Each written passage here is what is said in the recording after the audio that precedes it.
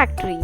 Today we are going to learn all about insects, the tiny creatures that live all around us. Yay! I like insects. What insects are there, Mom? There are many kinds of insects. Some common ones you might see. Now let us see which one you can guess. This is an ant. This is an ant. This is a butterfly. This is a butterfly. This is a ladybug. This is a ladybug.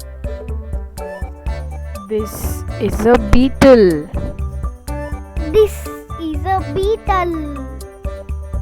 This is a dragonfly.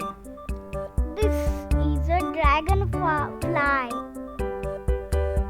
This is a bee. This is a bee.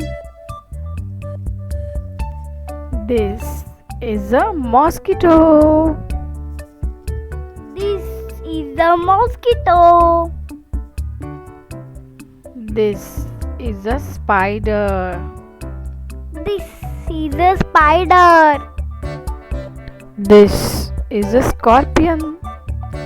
This is a scorpion.